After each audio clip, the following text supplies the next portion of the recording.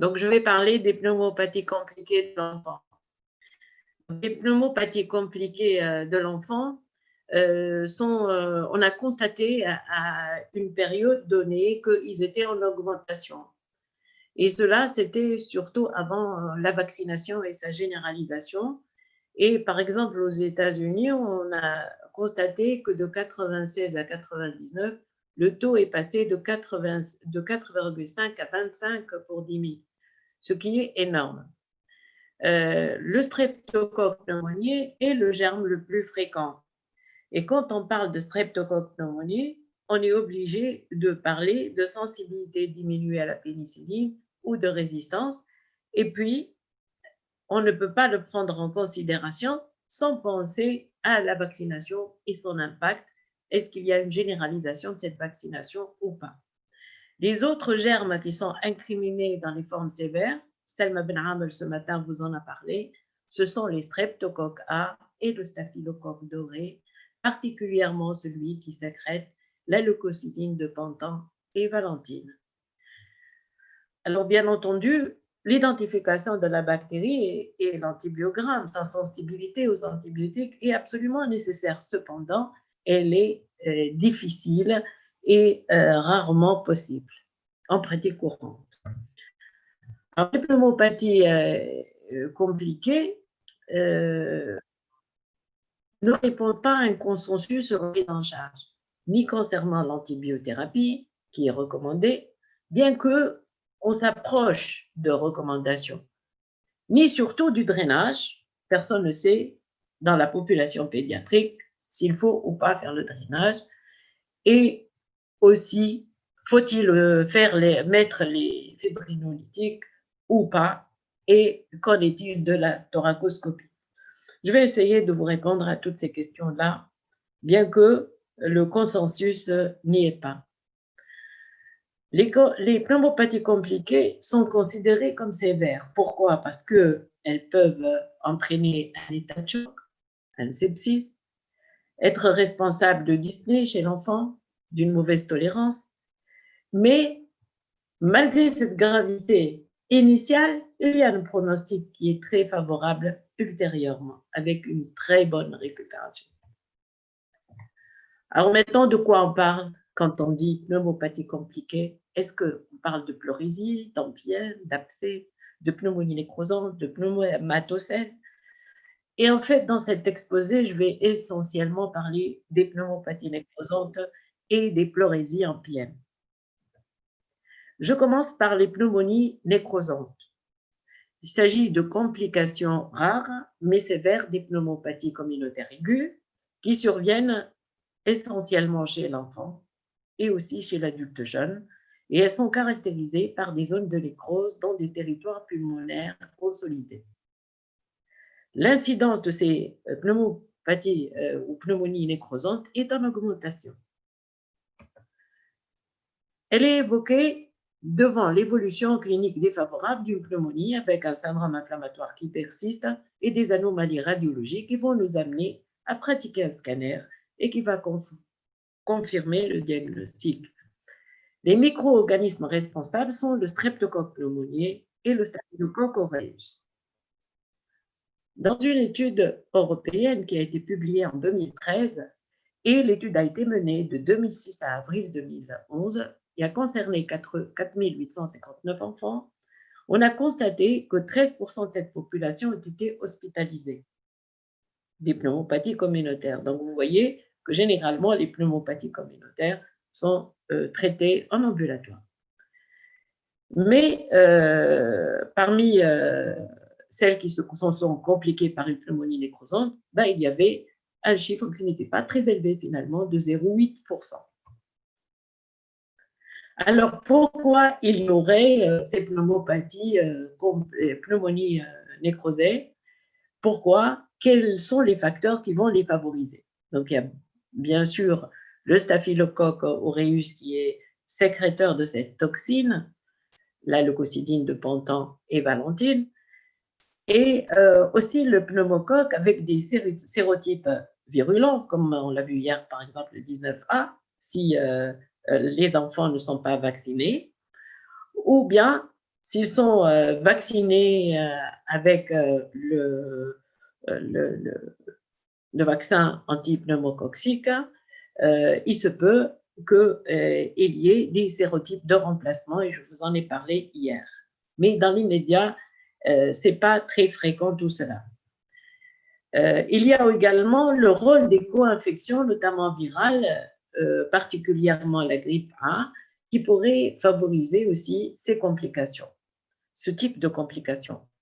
Le fait d'avoir pris des antibiotiques, des fois les antibiotiques diffusent très mal dans le poumon, tels que les céphalosporines de 3e génération orale, le céfixime par exemple, si on l'utilise, et il y a eu un moment où on les utilisait beaucoup, diffusant mal, eh ben, ils traitent très mal les pneumonies. Et puis également les anti-inflammatoires non stéroïdiens qui pendant une époque ont été utilisés beaucoup comme antipyrétiques, et cela a favorisé l'émergence de ces formes compliquées. Et puis, bien sûr, le fait d'avoir l'accès facile au scanner va nous permettre de les diagnostiquer plus facilement.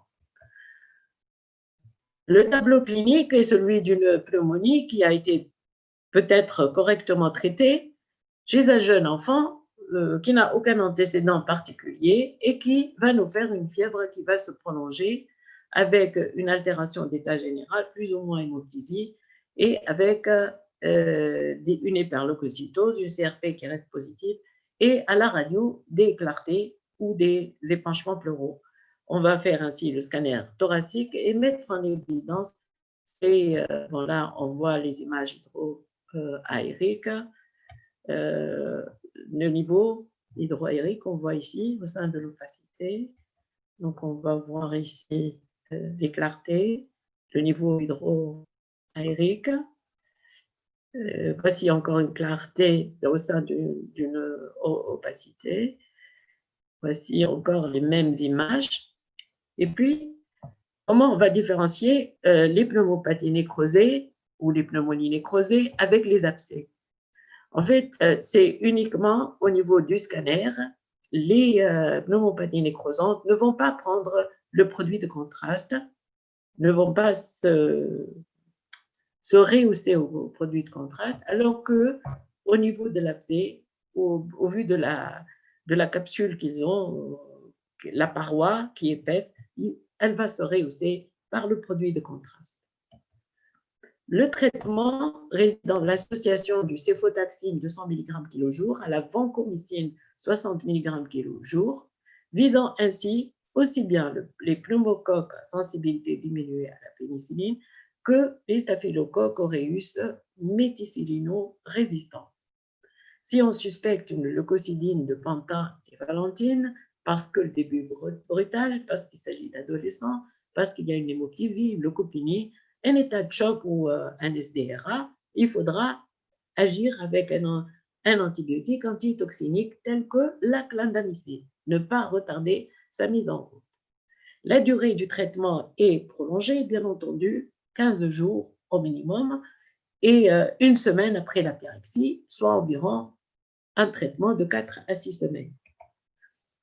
Le traitement chirurgical ne se conçoit pas dans la pratique courante, sauf si on a une pleurésie associée qui est de grande abondance, ou bien un sepsis qu'on n'arrive pas à maîtriser, ou bien une large fistule broncho-pleurale.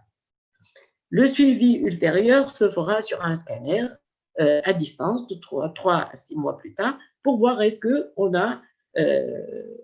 est arrivé à améliorer l'image radiologique. Aussi, on peut faire une scintigraphie pulmonaire de perfusion plus tard. Mais souvent, il y a une excellente récupération. Le pneumatocèle, je vais dire juste un mot, c'est une grosse bulle d'air. Donc, vous la voyez là. Secondaire aux pneumopathies, c'est une complication qui est excessivement rare. Et généralement, l'évolution spontanée est favorable, sauf des fois où elle va entraîner une gêne parce qu'elle comprime le poumon du même côté ou de l'autre côté, ou bien si elle se fistulise dans la plèvre, provoquant un pneumothorax. Les ANPM maintenant, c'est les complications les plus fréquentes. Elles sont bien plus fréquentes que les pneumonies nécrosées et concernent 5 à 25% des pneumopathies communautaires dans les pays développés, touchent essentiellement le nourrisson de moins de 2 ans. Il faut faire bien sûr la radiographie qui va mettre en évidence l'épanchement. Et là, donc, vous voyez que l'épanchement du côté droit est très important et probablement est mal toléré. L'échographie est un geste important pour montrer quel est le diamètre de l'épanchement et permettre ainsi de le ponctionner et voir également les cloisons. La radio de thorax, donc en pratique, elle va nous montrer la taille de l'épanchement, le retentissement sur le médiastin et est-ce qu'il y a ces images hydroaériques qui nous font évoquer soit l'abcès, soit la pneumopathie nécrosée. L'échographie pleurale va nous permettre d'évaluer le volume de l'épanchement, l'existence de cloisons et nous donner un repère pour pouvoir ponctionner. Et la tomodensitométrie, par contre, elle n'est pas de pratique courante, bien qu'on a la facilité de la faire. On la fera volontiers pour voir quel est l'état du parenchyme pulmonaire. Est-ce qu'il y a une anomalie sous-jacente ou des lésions associées telles que l'abcès ou les pneumopathies nécrosées? Et s'il y a un geste chirurgical, eh ben, ça guidera bien sûr le chirurgien. Donc, encore ces images de pleurésie d'ANPM. Les 3 phases des pleurésies purulentes, la phase exudative urinopurulente et la phase organisée. Tout épanchement pleural doit être ponctionné. Pourquoi? Parce que ça doit être une règle. On a un épanchement pleural, au moins on a la possibilité d'identifier un germe. Parce qu'en général, dans les pneumopathies communautaires, on n'arrive pas à faire ou à isoler le germe avec facilité. Donc là, au moins, on peut ponctionner, surtout si l'échographie nous dit que le diamètre est supérieur ou égal à 1 cm. Il faut le faire tout de suite avant la mise sous antibiotiques ou bien retarder au lendemain si cela n'est pas possible le jour même. Bien sûr, il va nous dire si c'est un exudat ou transsudat. Quand c'est purulent, c'est un exudat qui va montrer des cellules, une hypercellularité importante, une protidémie importante et également la glycoplurie, le pH de la plèvre et les LDH. Ainsi, c'est les critères de Light qui sont connus et qui vont nous dire, ne serait-ce que cette chimie-là, va nous dire qu'il s'agit d'un liquide purulent. Avec le pH inférieur à 7,2, une glycoplurie inférieure à 2,2 millimoles et la LDH supérieure à 3 fois la limite, soit supérieure à 1000. Les bactéries, je vous les redis, c'est le streptocoque pneumoniae qui sont responsables des pneumopathies compliquées, le staphylocoque aureus qui sont les plus fréquents. Mais il peut y avoir aussi le streptocoque pyogène qui est rarement rapporté et voire même le mycoplasme pneumoniae, alors que généralement on considère le mycoplasme comme relativement bénin dans les pneumopathies communautaires. Mais cependant, dans quelques cas, il est rapporté comme pouvant être responsable de complications. L'identification, comme je vous l'ai dit, elle est laborieuse et seulement 50% au mieux des cas, on arrive à isoler le germe et à le mettre en culture et avoir un antibiogramme qui nous parlera de la sensibilité des CMI. Alors, on va faire, bien sûr, on va tout faire pour avoir l'identification du germe. On va faire les hémocultures. Elles sont positives dans 10% des cas seulement. La ponction pleurale plus, c'est ce que je vous recommande, surtout si on a beaucoup de jeunes résidents. Vraiment, c'est l'attitude à faire en urgence. Il ne faut pas reculer devant ce geste qui est facile. Mettre en culture, qui peut être négatif parce que souvent une antibiothérapie a été mise en route, et puis on fera également les antigènes solubles si un antibiotique a été instauré auparavant. Donc voilà, l'écologie microbienne locale et la sensibilité des bactéries est bien sûr à connaître. si on vaccine et qu'on a une généralisation de la vaccination, eh ben, on va avoir une diminution des résistances et on va agir en fonction. Alors, devant une pleurésie, on va faire l'analyse bactériologique du liquide pleural, on va faire l'examen direct et la culture. Et si c'est négatif, on va faire les antigènes solubles pour le pneumocoque. Et si les antigènes et la culture sont négatifs, on pourra faire la PCR au pneumocoque. Et si la PCR est négative, on peut faire les PCR CSS pour différents germes qui peuvent être responsables en infectiologie. Alors, le pneumocoque, comme je vous l'ai dit depuis hier, et j'en parle et j'en reparle, ça dépend des vaccinations. Et généralement, il est très efficace sur les sérotypes contenus dans le vaccin. Et le vaccin a également un impact sur la sensibilité du pneumocoque aux antibiotiques. Alors là, dans cette plaque, on voit que cette étude qui a été menée de 2009 à 2010 dans 10 services d'urgence pédiatrique et a concerné 1544 enfants, 60 cas ont seulement été documentés, soit 10,3% des enfants qui ont eu un prélèvement.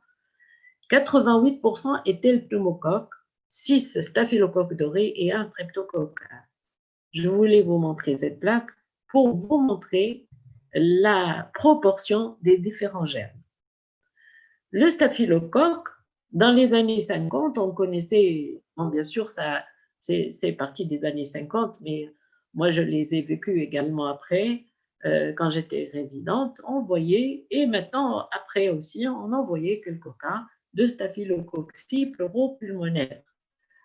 Ça touchait essentiellement les nourrissons de moins d'1 an, avec une altération de l'état général, des signes digestifs avec surtout un ballonnement abdominal, une hyperleucocytose, une CRP positive, et une atteinte qui est extensive rapidement avec des images bulleuses et un épanchement pleural. Et c'est des formes généralement graves, potentiellement mortelles, surtout qu'elles survenaient avant, alors qu'on n'avait pas la panoplie d'antibiotiques qu'on a maintenant. Et donc, forcément, ça grevait beaucoup le pronostic vital. On en voyait également chez les plus grands qui faisaient une rougeole.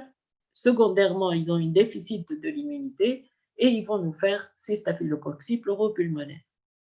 Plus récemment, on a décrit ces pneumonies staphylococciques nécrosantes à leucocidine de Pantin et Valentine.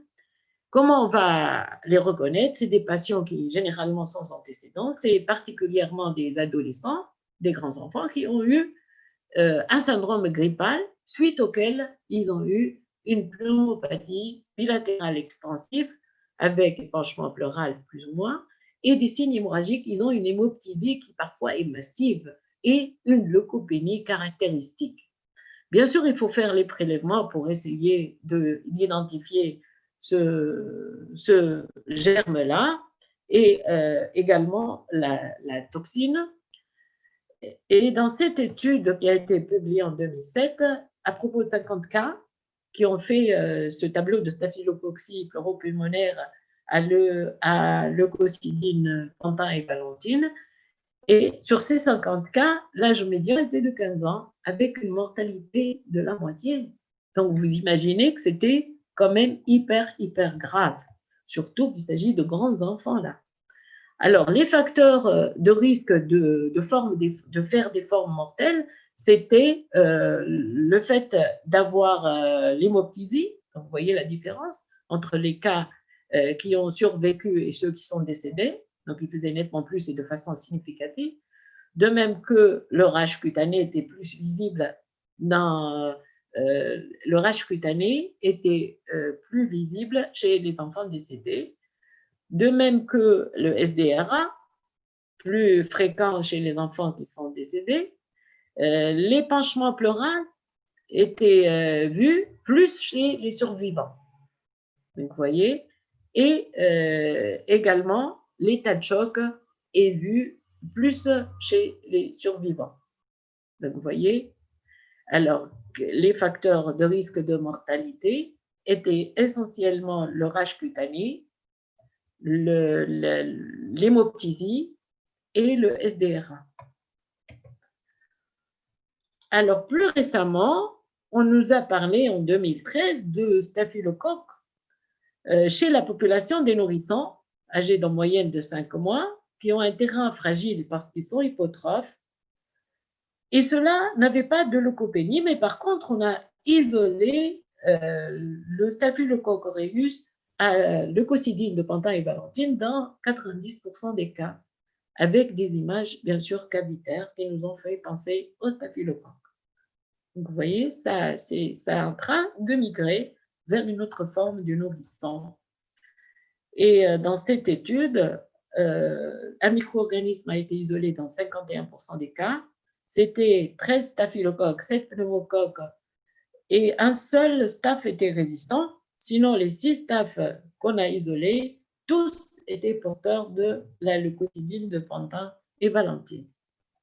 Alors maintenant, le streptocoque fait un tableau qui peut y ressembler. C'est aussi, ils font des pneumopathies bilatérales rapidement extensives avec épanchement pleural et aussi un choc toxinique. C'est une particularité de cette bactérie-là. Et les différences, c'est que cette bactérie surinfecte la varicelle. L'hémoptysie est moins fréquente. Par contre, il y a un érythème de type scarlatiniforme. Donc, puisqu'on parle de streptocoque A, bien sûr, vous pensez à la scarlatine. Et effectivement, il y a cette érythrodermie qui peut être vue. Pour dire qu'il s'agit de streptocoque A, bien sûr, il faut prélever et faire l'identification du gène. Alors, quel traitement pour les pneumonies compliquées d'AMPIEM? Les recommandations, comme je vous ai dit, elles ne sont pas consensuelles, bien qu'il s'agisse d'une infection grave.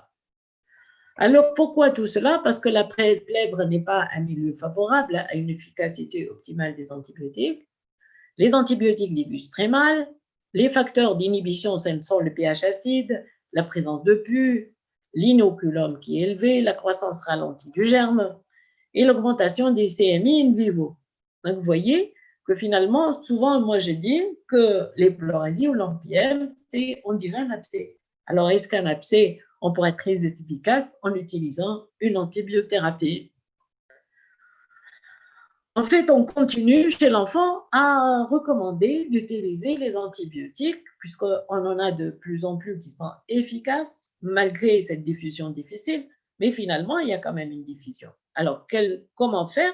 C'est choisir des antibiotiques pour augmenter leur efficacité. Il en faut deux, bêta-lactamine vancomycine, et à des doses suffisantes pour avoir donc un effet qui peut pénétrer dans la plèvre et avoir un effet synergique des deux antibiotiques. L'association vancomycine-céfotaxime est recommandée tel le modèle des méningites à pneumocoque qui sont résistants à la pénicilline, et aussi la rifampicine et la rifadine, qui a des concentrations supérieures au CMI pour les 3 espèces bactériennes qu'on a citées tout à l'heure. Donc, elles ont un meilleur quotient inhibiteur dans la plèvre. Pour les pneumocoques résistants et les staphylocoques, et associé au céfotaxime, il y a une synergie, telle ce qu'on a vu dans les méningites.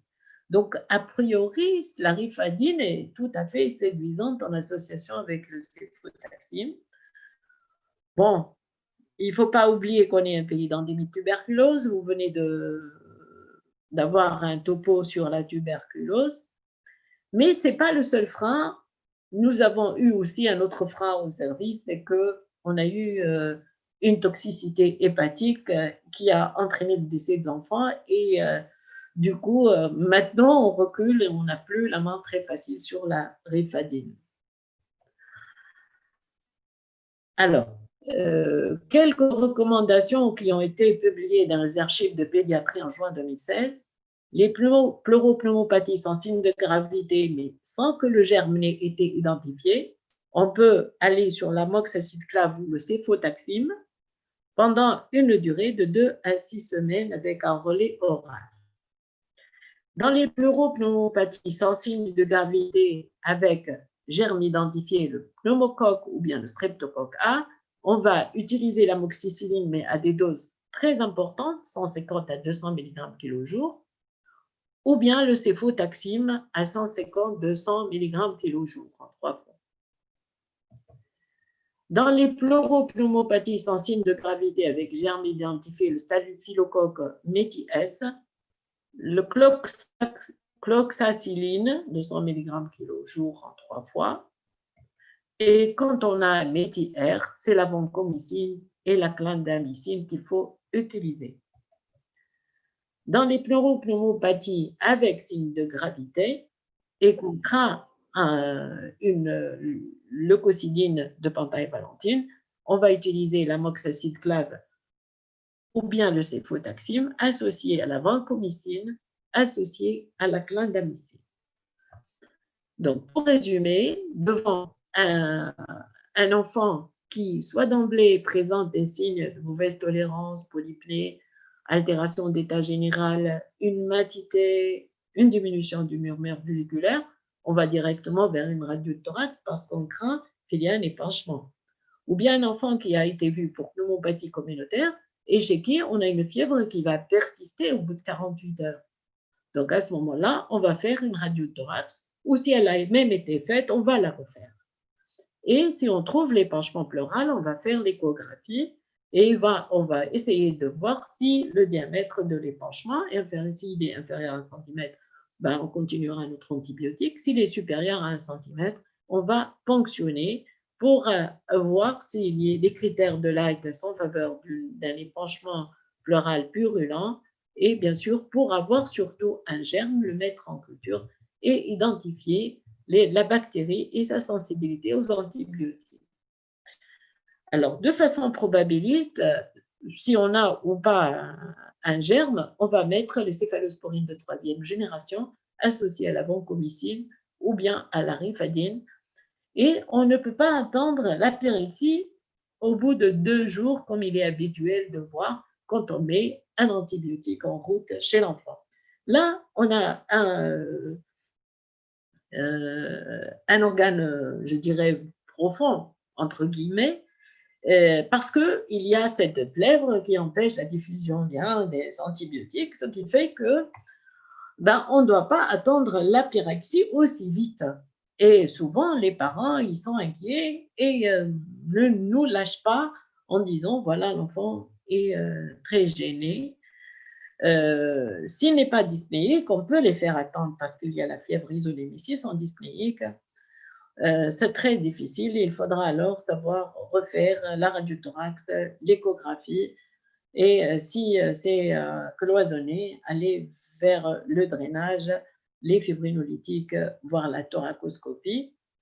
Et si on reste dans la même situation d'un épanchement qui reste relativement peu important, on pourra plutôt penser aux germes et modifier l'antibiothérapie. Alors maintenant, faut-il mettre un drain thoracique? C'est aussi une grosse question. Le drainage n'est pas systématique, disons, chez l'enfant. Il est indiqué en cas d'MPM, d'épanchement de grande abondance, surtout s'il est cloisonné particulièrement. Si l'épanchement est mal toléré cliniquement, parce qu'il y a une dyspnée, ou bien parce qu'il y a une déviation du médiastin. Et à ce moment-là, le fait d'aller drainer pourra améliorer l'enfant. La thoracoscopie est indiquée en cas de beaucoup de cloisonnement, si l'aspect est pluricloisonné. Les fibrinolytiques peuvent également être utilisés. On a plus l'expérience chez les adultes que chez les enfants, mais l'urokinase peut très bien être utilisé même chez l'enfant, bien entendu, associé au drainage, et ça pourra améliorer les cas où il y a beaucoup de cloisonnement. Alors, c'est en fait une histoire de mode. Hein. Il y a eu la mode du drainage au début, puis les fibrinolytiques, Et puis également, une période où on a beaucoup fait de thoracoscopie. La thoracoscopie n'est pas un geste anodin, elle se fait sous anesthésie générale et permet bien sûr l'affaissement des cloisons, le nettoyage de la cavité pleurale et la durée du drap va être diminuée ainsi que les signes cliniques et la durée d'hospitalisation et elle se compliquerait dans 10% des cas. Alors, bien sûr, je vous amène à réfléchir sur la thoracoscopie qui a été entre nous temps un peu abandonnée par les chirurgiens pédiatres. Parce que, bon, au départ, on comprend l'enthousiasme parce qu'elle est trop séduisante, puisqu'elle va nous enlever ses cloisonnements, laver toute la cavité, et puis mettre un drain qui ne va pas rester beaucoup en place. Donc, elle est relativement séduisante. Cependant, c'est un geste traumatique, il faut anesthésier l'enfant. Le poumon, il est malade et il risque encore d'être lésé.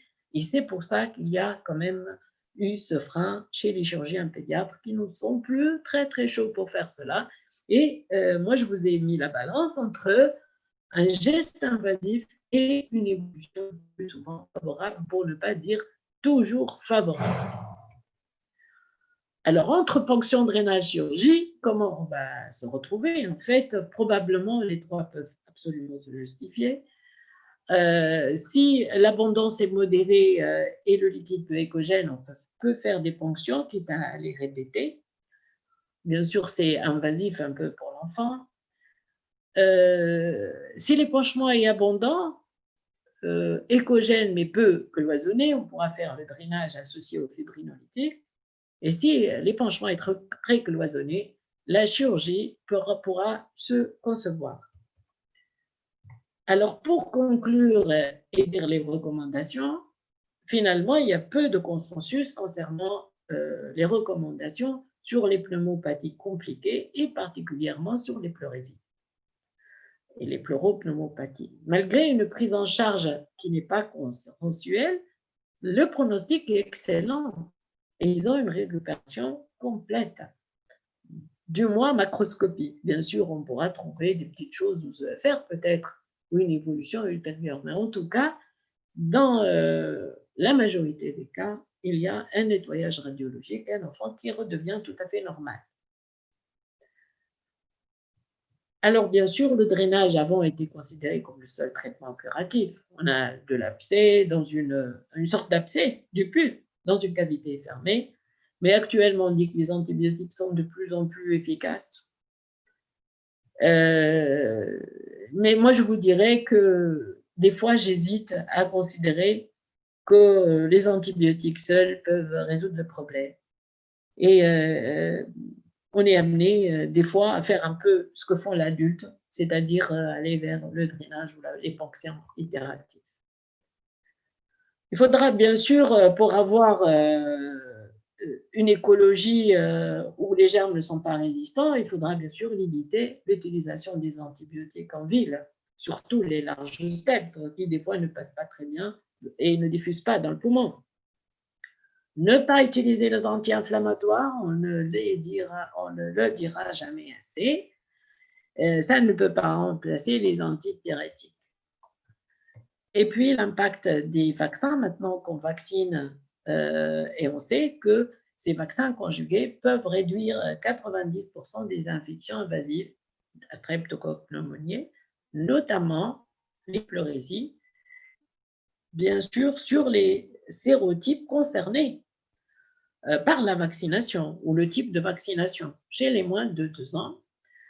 Et puis, le fait de vacciner en masse, comme cela va se faire, eh ben, on va avoir des germes qui, de nouveau, vont devenir sensibles. Vous vous rappelez la plaque de résistance que je vous ai montrée hier en Tunisie. Et actuellement, certainement, avec l'utilisation des vaccins, mais ce n'est pas suffisant. Il faudra que aussi les médecins, surtout en première ligne, arrêtent de prescrire les antibiotiques sur les virus. Et actuellement, il y a une dérive qui se fait sur les macrolides. Alors, je ne sais pas pourquoi on est en train de nous faire perdre un antibiotique qui est très précieux, en disant, voilà, ça pourrait marcher sur la COVID. L'antigrippal, je vous en ai parlé hier, c'est surtout recommandé chez l'enfant à risque et pas sur toute la population. Voilà le cours. Si vous voulez bien, posez des questions pendant que je vous affiche les cas cliniques.